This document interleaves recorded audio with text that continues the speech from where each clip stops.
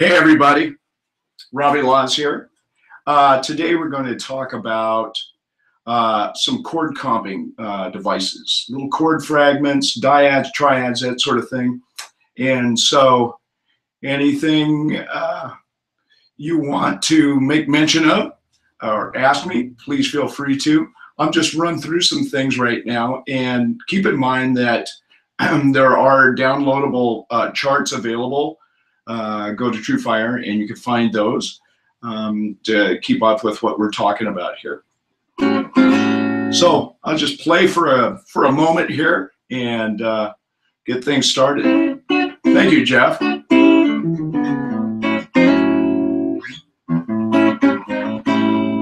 think I might have a little swing piece here.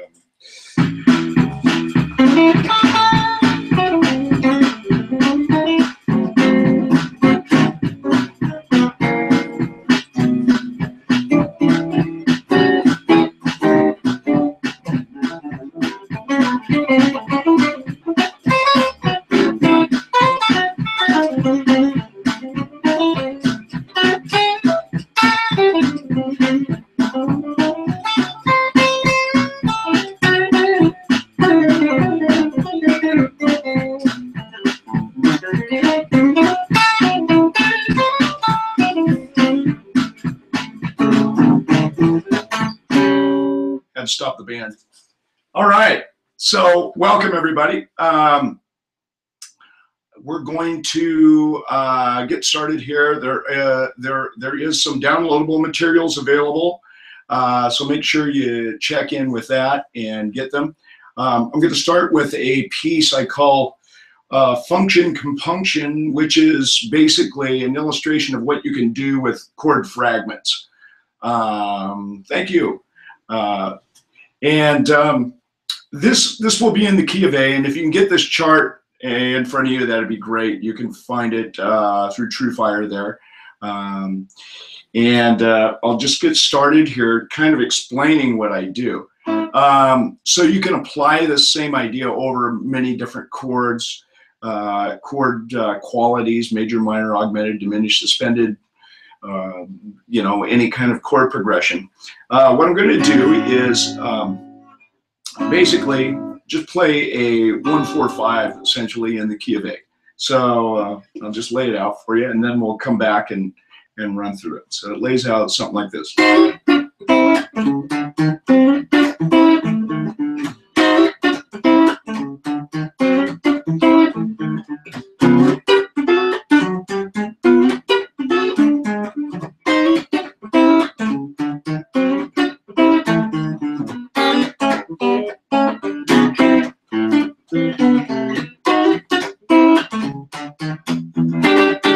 Something like that. So what I'm doing here is essentially using just triads and dyads. In this instance here, I'm using a dominant 7 chord based on the A without, you know, playing the root itself. I'm playing the major third, dominant 7, and the 5, and sliding up to give it a little funky feel.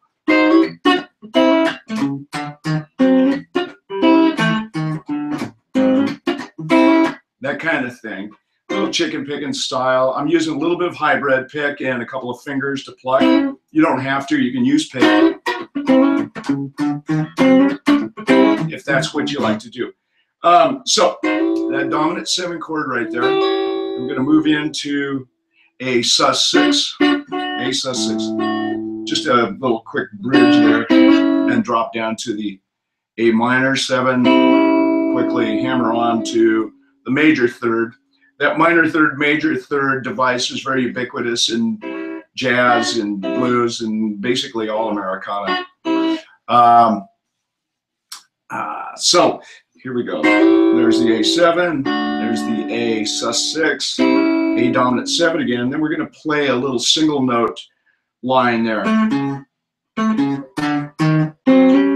So little root, major third 4, flat 5, up to the dominant 7 dyad. Basically, you have a dominant 7 and major third.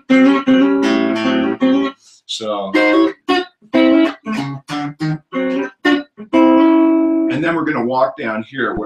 parking my pinky on the D string and holding that root down and walking down on the A string from the 7th.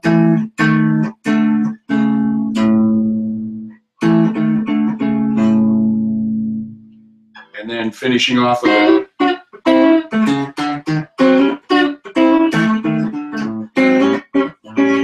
Now this is, it's a dominant 7 chord minus the 5. The 5 is not in there. So if y'all know the Jimmy chord, 7 sharp 9, just drop it down one string and you have a root, a major third, a dominant 7, and a third right there. So that gives you a kind of a nice sound. So it finishes it off nicely. So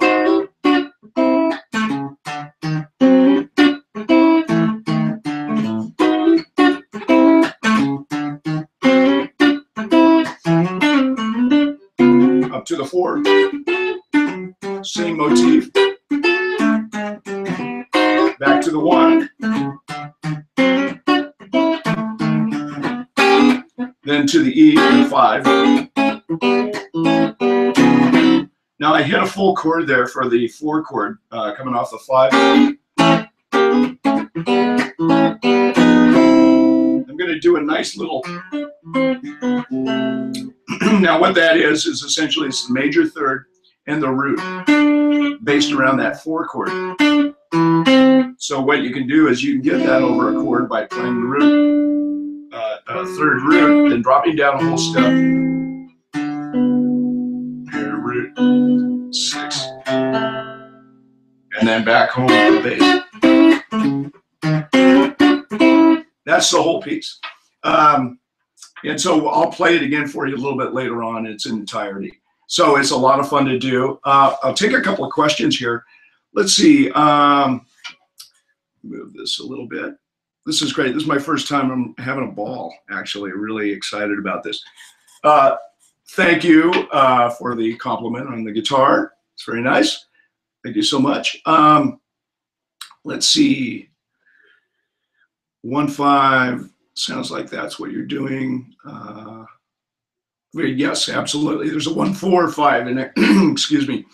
We're going to keep this pretty basic, but you know, this can go a long ways in terms of expanding, you know, the chord progression, the chord voicing, that sort of thing. So my real hope is to convey some information that can be really useful for you in terms of comping.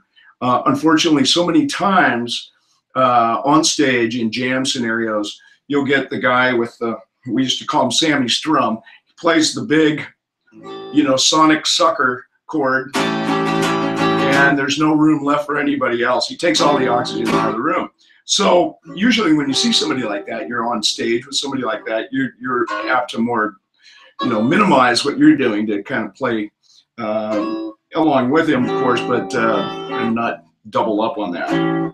So that's the whole idea. If you took this chord, this big dominant 7 chord here, you know, you have a root, a 5, a dominant 7, major third, another dominant 7, and another third. You can break it down, and you could look at it like this. Here is a dominant A7, A, there's your 5, E, and there's your dominant 7, G. Now these I think of as kind of more like B3 organ chords. Gives you that sound, you know. So you can get this kind of feel. There's a root 3-5, root 4, so that's a sus 6, and there's that 7.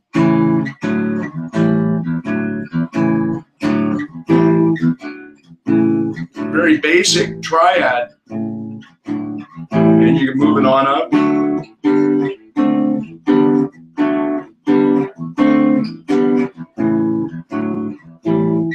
Of course, this is just the tip of the iceberg, but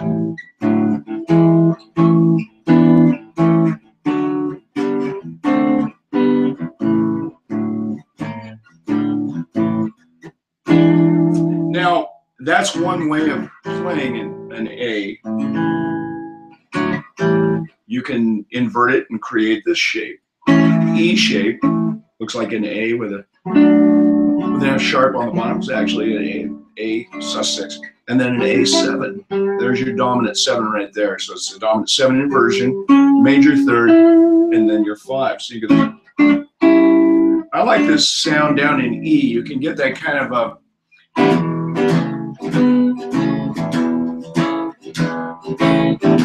And the neat thing about this is it transports pretty easily up the neck. Now this is great for comping, and I'll show you a couple of other things you can do with this.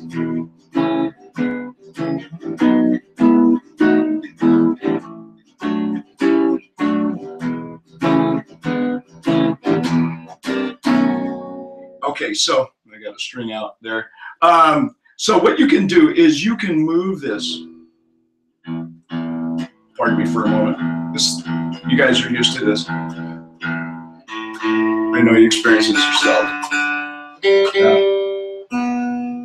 It's hot where I'm at here, up here in Portland, Oregon. Normally a lot of rain and stuff, but it's really warm right now, so but I'm not complaining. Okay, so we're going to take this chord and move it around a little bit, but one of the things you can do is expand, and like I say, I've got these charts. There's another chart that's standing at the Convergence, is just a name I came up with for the lesson itself, and shows you a lot of different inversions that you can use. And most of these will be on that sheet I'm going to show you. Most of the examples I put in A on purpose because it's kind of middle of the road. And you know, the beauty of the guitar is it's an instrument of pattern. So if you get it down in one key, then practice it, run it up and down the neck. Key of E is its own little microcosm, so make sure and kind of tweak it when you get down here because you lose a fret, as you know. So if you're going to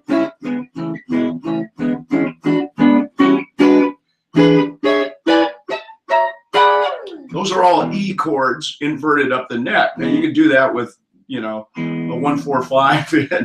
You probably might get shot. I don't know, but so we'll keep it kind of short. So let's take 3 chords at first. So we'll start with this E shape again. Then again, remember this is like an A with a C sharp on the bottom. It's actually an E suspended 6. Then up here, this is a little curious looking, but actually once you get it, you're going to fall in love with this chord. Here's an E9, right? You're very familiar with that. Here's a kind of a Tbone E13 chord.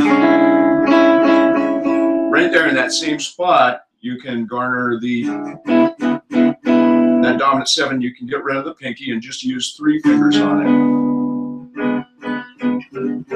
So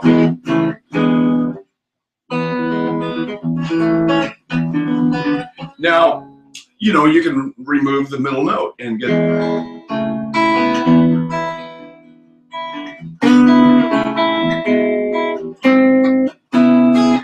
So the idea is what you can do with this. That's what I want to shed some light on, is just showing what you can do with some of these moves. You guys are probably fully aware of a lot of this kind of stuff, but some of this stuff, it's kind of lurking in the darkness there. So that's the movable shape in E, and then we move it up to A. And then for B, it would be the same.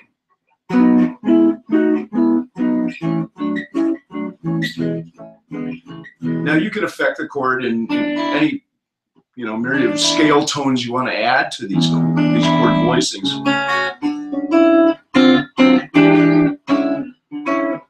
But that in itself is a whole lot of fun to use. Now I'm going to break it down into dyads real quick here. You'll find this in A, as I show it in A, where you're playing it from here. And then we go up to D, but we go to D here. There's a D major, D sus6, D7.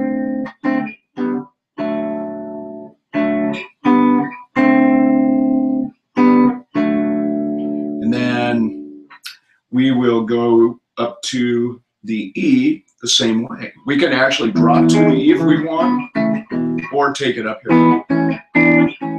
So let me play that through for you just to give you an example of a 1, 4, 5, 12 bar feel. As I say, we can add 2s and 6s and 3s and all that too, but it's better to kind of suss it out in a more simplistic approach first. Okay, here we go in A. Quick change to the 4. Back to the 1.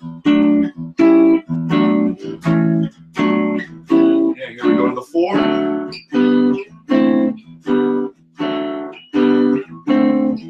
Back to the 1. Now I'm going to drop down to the 5 and the 4 and the 1.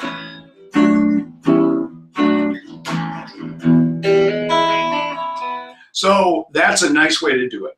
Now, if we broke it down into dyads, chord parts, what I like to do is, and I got this from listening to 2 people, Charlie Christian and Tbone Walker, and studying their style and some of their comping techniques. And this is one of them Tbone Walker liked to use, especially when he went from the 1 to the 4. That kind of sound. Well, I'm going to use that in a way that, here it is for the A.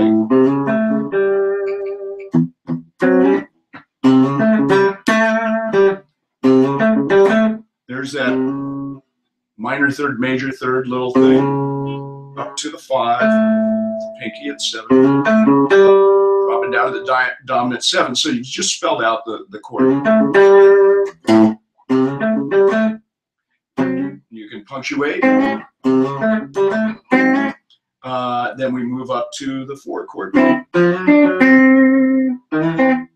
And there's some neat little things we can do. We can take something like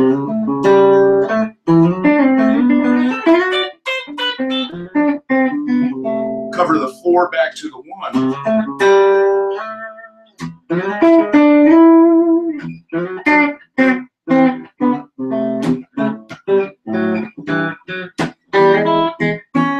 So that's kind of fun, and you hear this a lot in like great country players. They really have their common stuff down. It's important, especially in that music. So you're going to run across this kind of thing. You might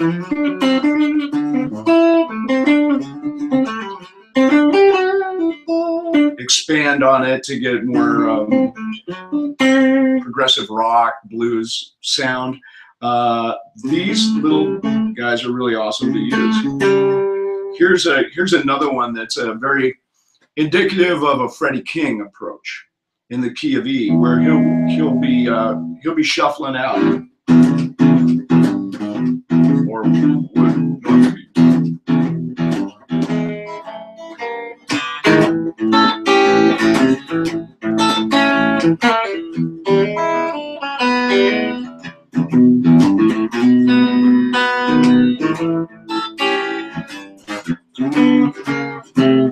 Now, as he's on the 1, he's on the high E and the B string. You got the dominant 7 to 5, but also he'll come up here to the root and the 6. Then his walk down from the 1 to the 4 is, and this is usually in a long 1. So at the 4th bar, you're going to see this.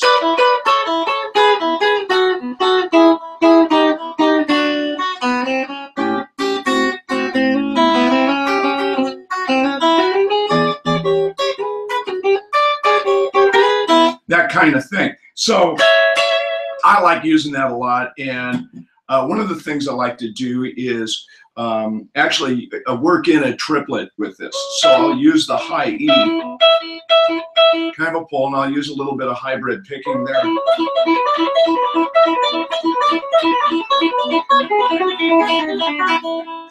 And that's always a lot of fun. And that little technique is just you're picking with a downstroke on the B, plucking on the high E, and pulling on the high E. So it creates a triplet.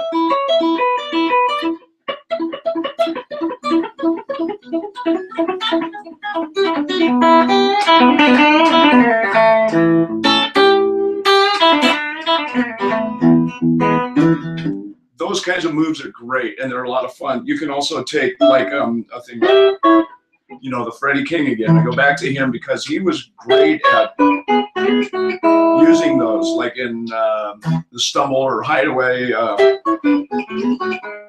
know, that kind of mover.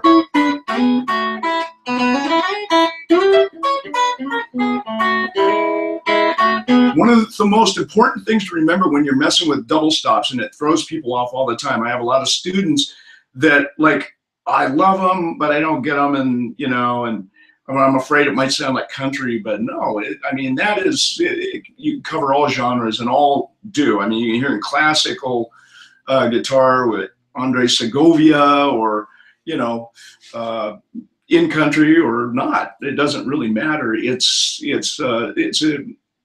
vocabulary. It's just another way of saying something musically. Okay, so what you want to remember is, first of all, the key that you're in. Sometimes we forget briefly. And then you want to remember the 3 major chords in that key. For example, if we're in the key of A, we have A, that's our 1 chord. We have D, that's our 4 chord. And we have E, that's our 5 chord. Now, notice I'm using a root and a 3. Okay, so if you remember that, the pattern that you'll use here will be, now you can't do that between the 4 and the 5 because they're right next door. But you can walk down.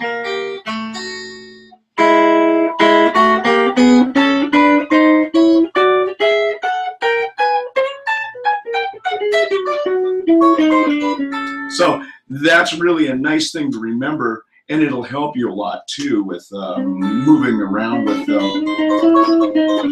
with those double stops. Other things that you can do, I may have gotten this from Eric Johnson. Great player, great ideas. These are double stops, and he starts it. I believe, I could be wrong, but I think it was the Eric Johnson piece. He starts on the minor third, major third here in A. He's picking up the high E in the B string.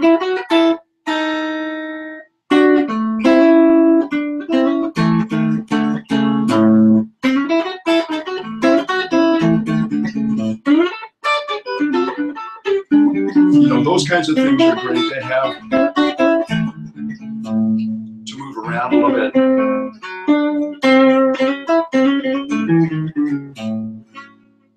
Now, so I'll play a little bit, and I'll work some of these in. Now I've got, let me find, I think I have a shuffle groove set up on my looper here, so I can play to you, for you.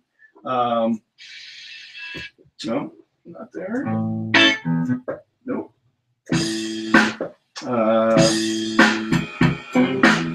Yeah, that's kind of a nice laid back. I hope you guys can hear that okay.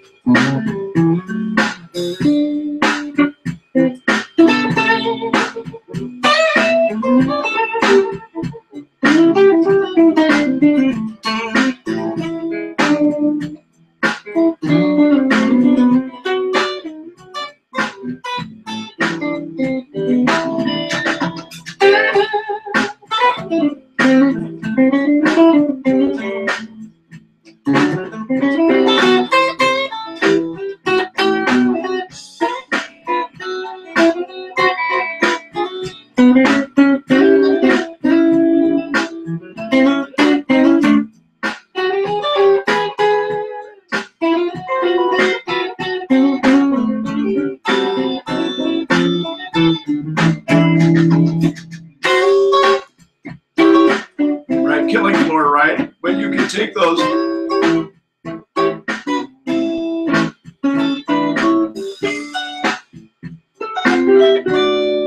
and really garner some cool stuff out of that.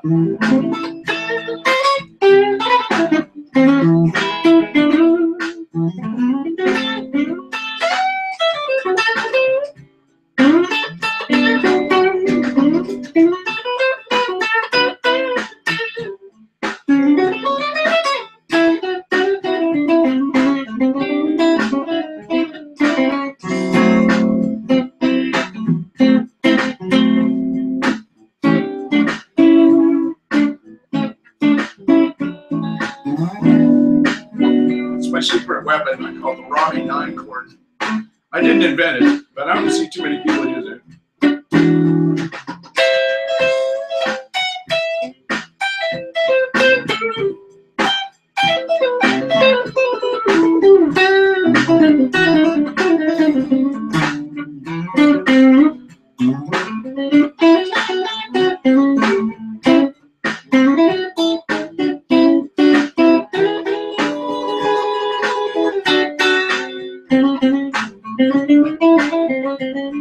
I'm going to show you a little something here in this box. I call it the X box. It's a 9 note.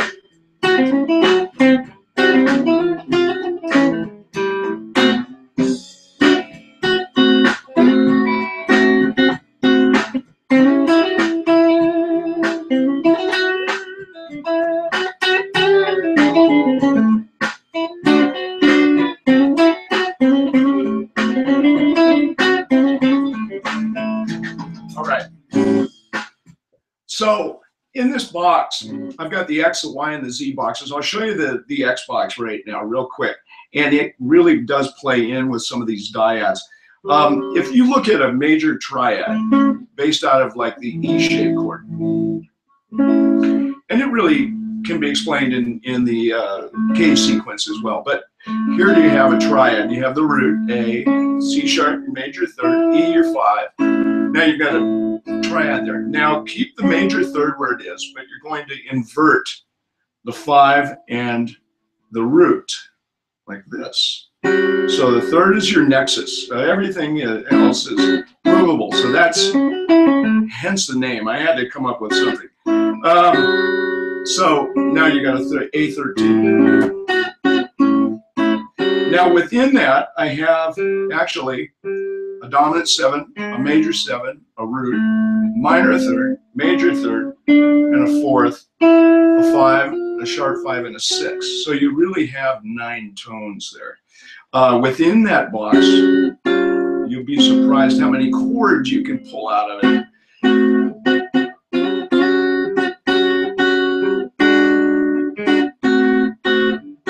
There's a 1, 4, 5 right there. You can create passing tones. There's a odd 7, A odd 7. But the neat thing about this are the licks that you come up with. And they have a real jazzy sort of flavor. So I can definitely shoot you guys a chart for this. I have one. I just need to send it down to you. But that's a great one to apply. And you can apply it superimpose it over the top of any box pattern using. If it's an A minor box, 1 or the major, or if you're playing a diatonic, it still works really nicely. So it's a nice little adjunct to what you're already doing. So let's see. I'm going to read a couple here.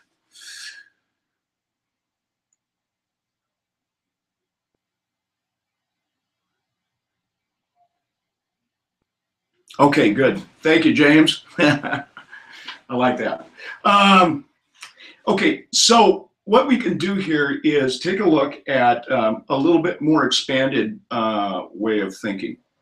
Now, if you understand the major scale, if you're in A, you have an A major, then your 2 is minor, 3 is minor, 4 is major, 5 is major or dominant, that's your dominant, 6 minor, and then 7 is minor with a flat 5, and then you're 1. Well, we can create pentatetra chords. If you're familiar with tetrachords, I won't get into it too much, but what you have is kind of a stacked scale of tones. Before we do that, though, you can liken the major scale. Instead of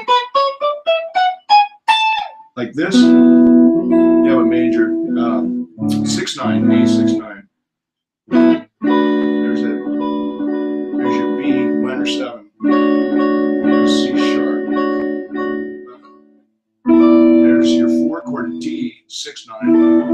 E, 6/9. There's F sharp minor 6. There's your dominant. There's your 7th chord, the diminished, and then back home bass. So you have. Now those are really fun, and you can implement them into your solo playing.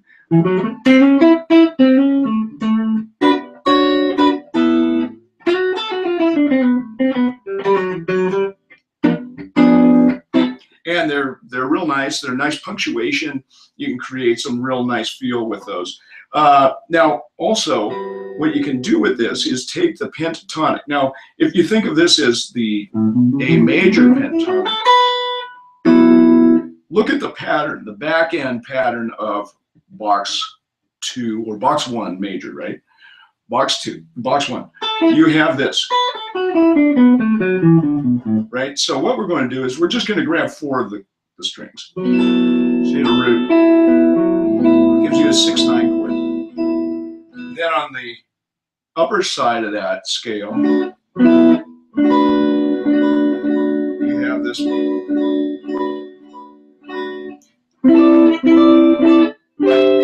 So if you wanted to start down here, there's the minor, there's the back side, the top side. There we are. There's the top side of box, the major. There's box 2. So now you have, and then you're up to there again.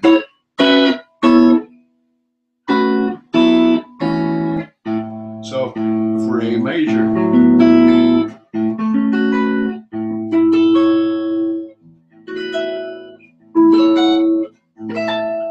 So it makes sense. Now you can build around that, but these are great. They're almost they're like block chords. You might hear like McCoy Tyner on the piano playing those as punctuation, chord punctuation. You have a line.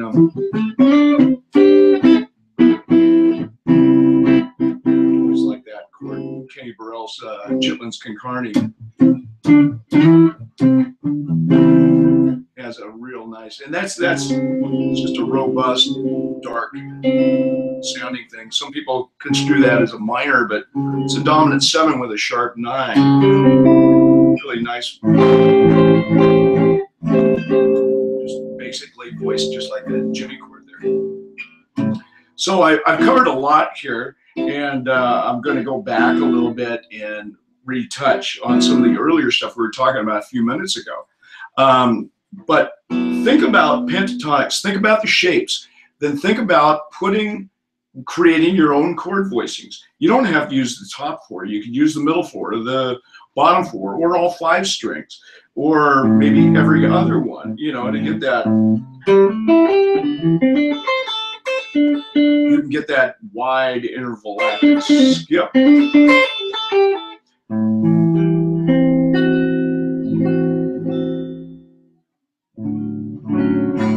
You know, and really create some very nice moods. Okay, so the first little example I gave you was function compunction, and this piece was written to explain some of the movable triads and dyads that you can use inside of a chord progression.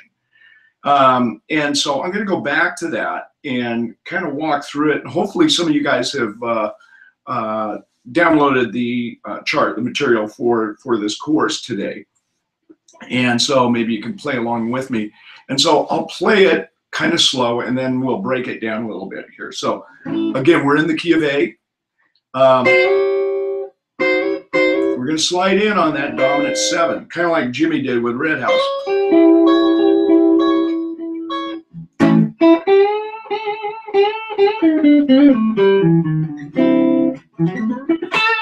I just love that lick. But okay, I'm carried away. So there's that dominant 7 there. Nice slidable scale. You can also get rid of that middle note.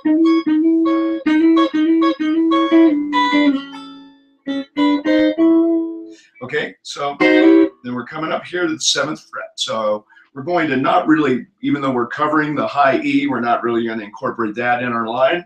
We're really targeting the B and the G. If we get that little bounce off to the root, you see that's a pivot, kind of a pivot. B, G, down to the D. Then we drop to the 5th fret with the index. Again, covering the high E, not really targeting it, going for the B and the G. If you want to fatten it up, you can bring in the D. If you want to lighten it up, it's all up to you. You could incorporate the high E. You're going to get that, more of that soul R&B.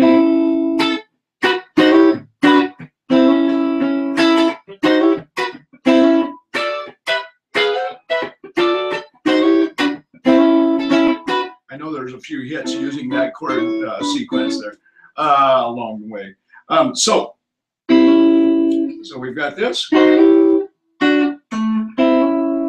then we're going to break down to a single note line here where we hit the root note. And I suggest a pinky on the D string at 7th. And then drop down to the major 3rd on the 4th fret of the A string. And this walk up to the flat 5.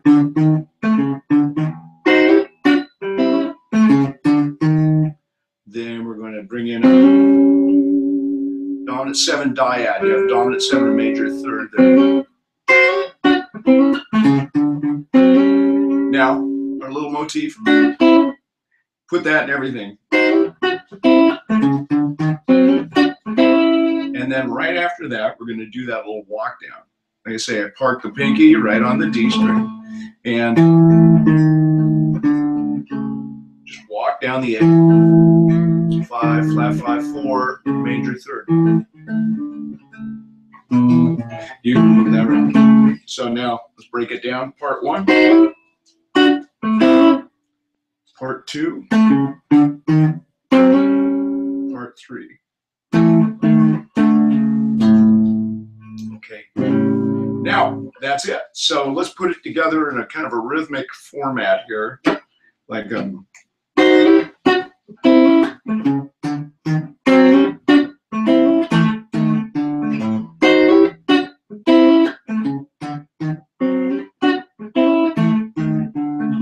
can spend some time with that for a little while. Just sit on it and kind of play around with it.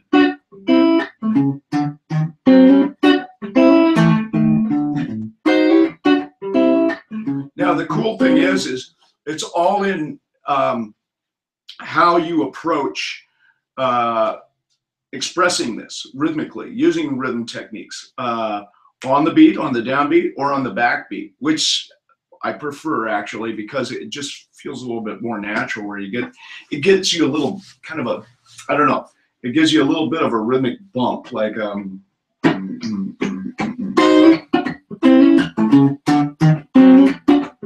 which is very syncopated. It has that real nice lopping feel, you know. You can speed it up. That's just too fast for that. I think you got to have a little bit of laid back, a little smooth soul. Then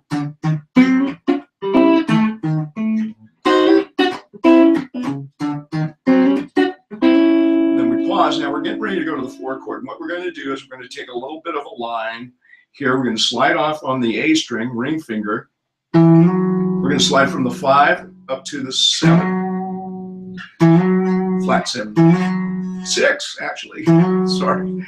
I knew it was somewhere in there. And then we're going to pick up there. Pick up the 4. We're going to slide down. So we get this kind of contrary motion. And then we're going to grab, so A from 7 to 9.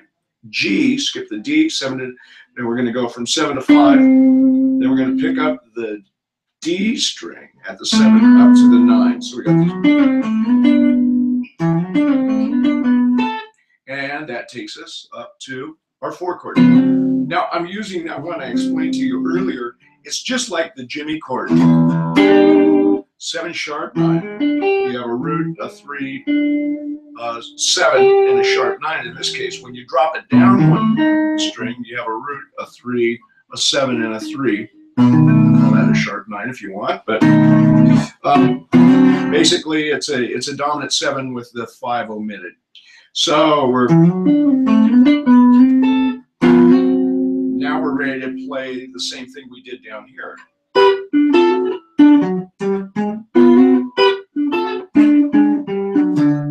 And we're back down to home base.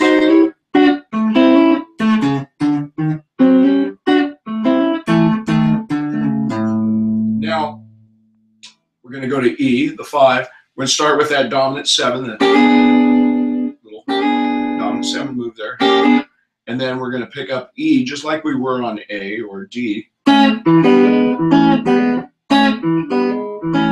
we get this.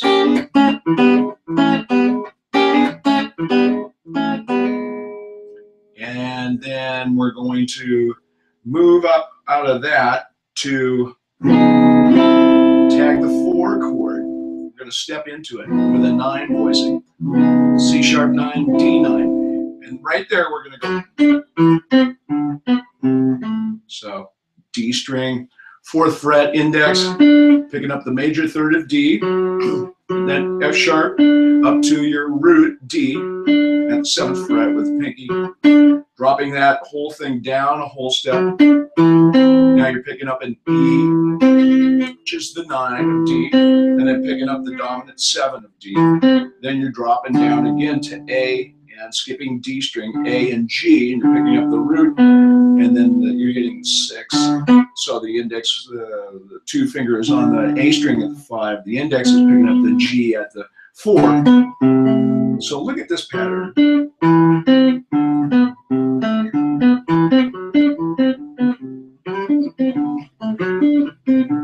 This is a great little pattern. You want to get very familiar with that. I've got to sidestep this really quickly and show you something, then we'll finish up the piece. So using this, so if you wanted to play a 1-4-5, you might have.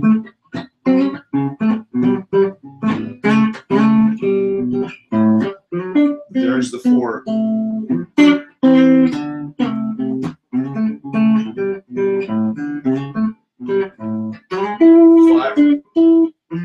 I like to grab that dominant 7 in there.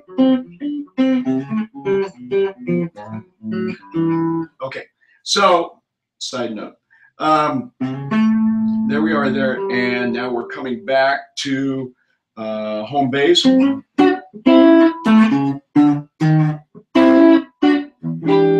we will tag it with a jimmy chord. So I'm going to play it slow for you, and it goes like this. If you want, join me. 1, 2, 3.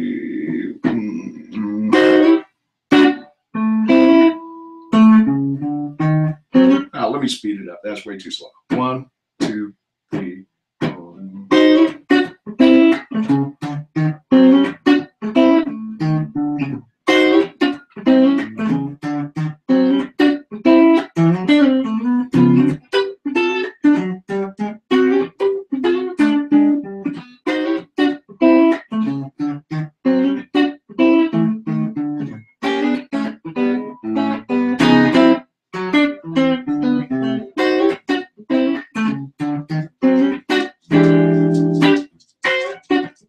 So that's the whole piece there. Now, on the Sandy and the Convergence chart, one of the charts that is available for download if you haven't got it already, go to TrueFire site and download that. And this, some of the material I've already covered, but I like to reiterate just to make sure that I have covered it all for you. We've got a couple of moves. First of all, I'm just going to play a couple of examples, then I can come back and show you. So if you have any questions, go ahead and hit me with them, and then I'll try to answer them. Okay, so here we are with the A. I'll just run through it. I'm going to start here. Again, I'm just going to keep it major, sus 6, dominant 7. You know, an old country thing if you want, or very bluesy, funky.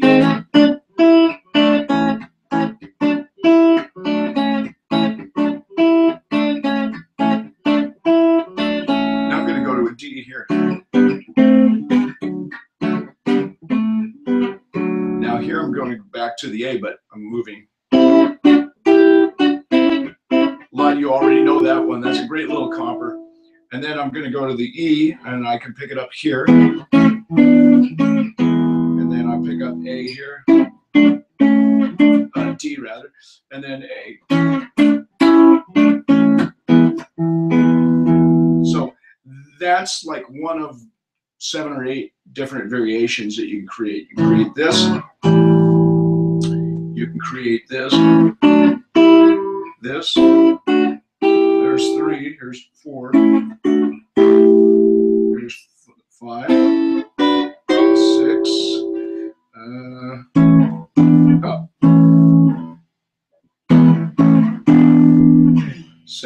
7 different ways, and there are probably a few more. So what's the use of that?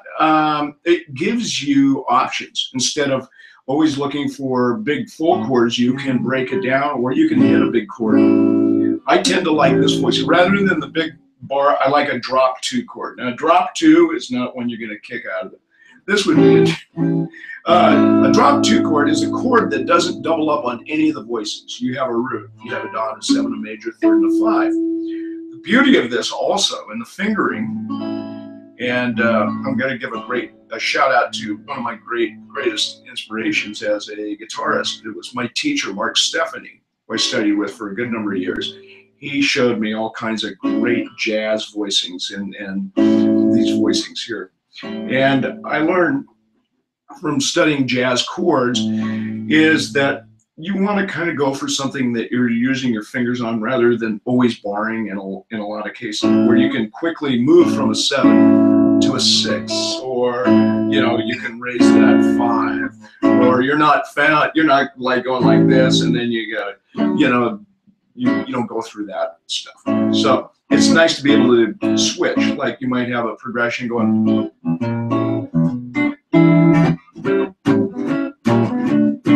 And it's just walking those chord shapes,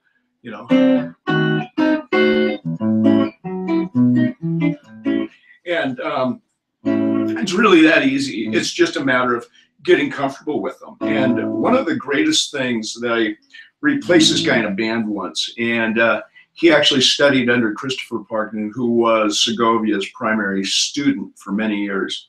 And I said, hey man, you have anything you can pass on that maybe Christopher had passed to you from Segovia? He goes, well, the only thing I can think of is when you're learning new chord voicings, you want to make the chord and then remove your finger and reapply it. Now, this is really great because what you're doing is you're speeding up the muscle memory process. Now, of course, you're getting the feel for it, but there's neural pathways being created there as well. So they're a whole different approach than just simply getting the feel for it, or a different factor involved. So grabbing the chord and looking at it, analyzing it briefly, listening to it, calling its name, A7, then remove it, and do that about 5 times. And you're going to get used to doing that, and you'll begin to implement some new chords. Now so I'm talking about this chord, and how you can, that's where I'm going with this, is how you can break this chord down. You could, that's a great one. Just use that in a lot of jazz. Using just triadic, dominant 7 chords, that sort of thing. Great sounding chords. But also, you've got that up there. So you want to figure out, how can I expand that chord? Here's an interesting observation. Here's a dominant 7 chord, a root, a 3, and a 7, and a diagonal, and a triangle. Then we move up to here, root, 3, 7, triangle 4. Then we go here, 7, 3, root, 7, 3, 5. Then we come up here, a little more expanded, but you have a 3, 7 root. Then we come to here. So it's interesting how these triads and sort of triangular shapes really invert. I like that a lot. So when you're working with chords like drop 2 chords, look for shapes that you can create. Experiment around. You know, the old piece where it's based on a Bach organ chorale, but it was Whiter Shade of Pale, Poco Harum. It's been years, but it's a good example of how to walk a chord.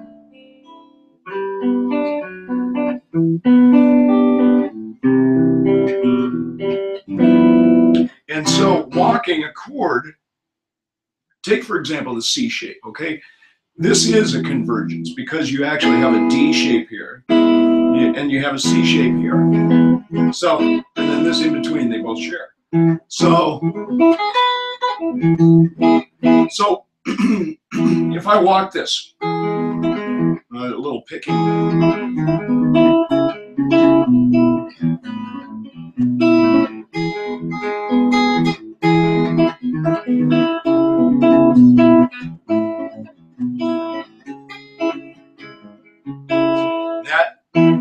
Those kinds of moves are great.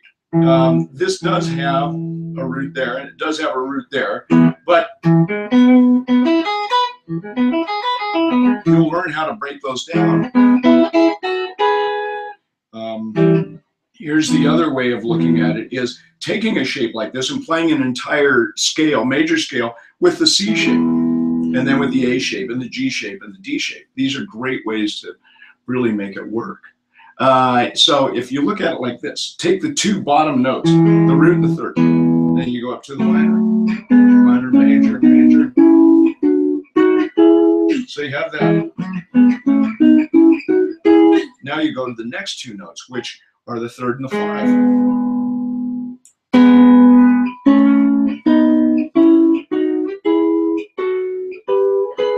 Sorry, I had to compensate for that flat 5. Then you move to the 5 and the root. They don't change with the exception of that flat 5 right there. And then we're back to the root and the 3. Now I just showed you how to take a C shape and turn it from major into minor just by flatting the third. So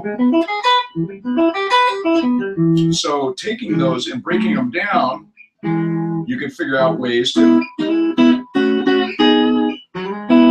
So here's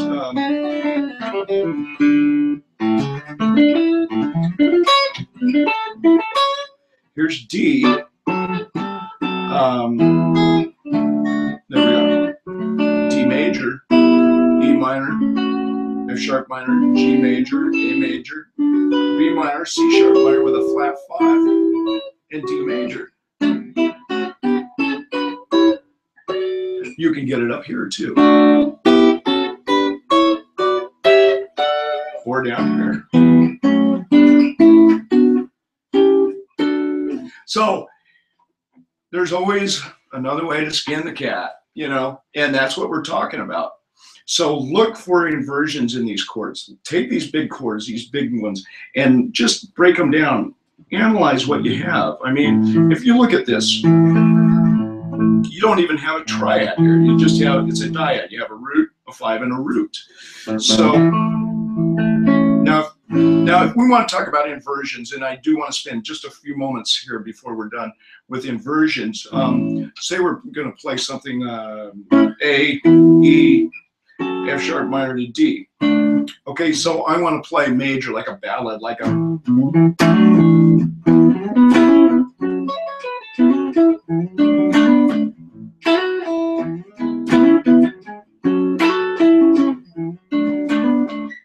How am I doing that? How am I thinking of those inversions? Very easily.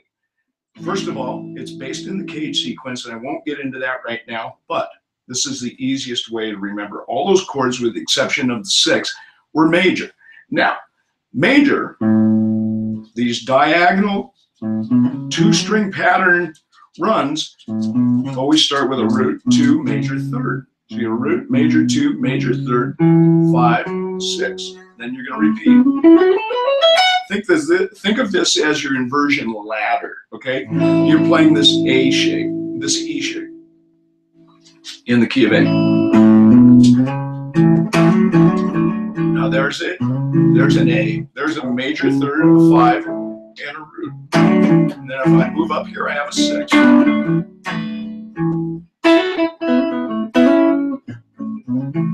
Now, there's another A based on that C shape. So see how I walk from the E shape.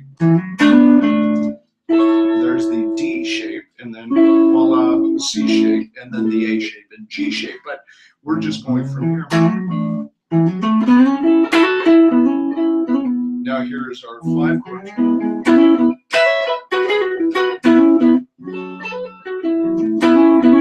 F sharp minor. You could put ornamentation on that, essentially.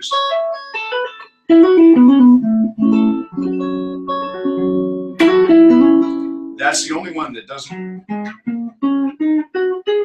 play like that. You're going to have to start on the dominant 7 below the root, the tonic, and go 1, 2, dominant 7 root, then up to the minor 3rd, to the 4, and then to the 5.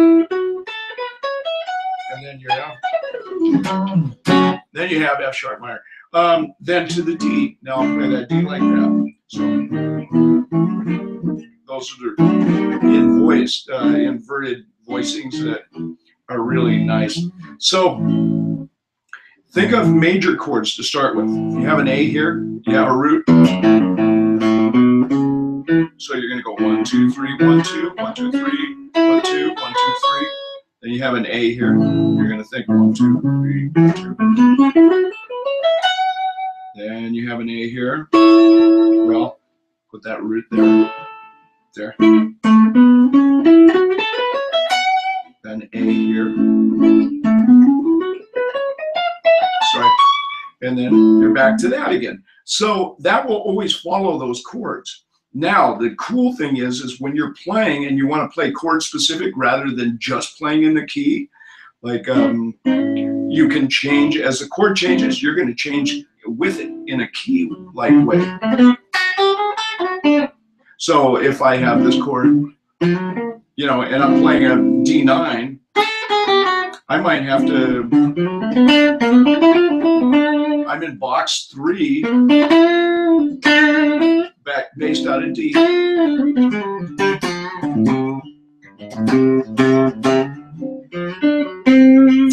then the 1. Well, you can it's reharmonization essentially, and you know, if you wanted to play, one of the neat things about that in the inversions are playing in different keys along with chords. But I see that I'm about to run out of time, so I want to thank you guys for tuning in. This was a blast. I didn't get a chance to answer a lot of questions, but I want to thank you so much. Make sure and check my TrueFire course, 30 pentasonic blues licks you must know, available. Go see me on my website, RobbieLaws.com, music.com. And I want to thank Jeff Sheets and everyone at TrueFire. You guys are fabulous. You guys out there, guys and gals out there, we've got a great resource here with TrueFire. It's just, you know, get you right there. It's really awesome. So I want to thank you guys so much, and I'd love to be able to do this again.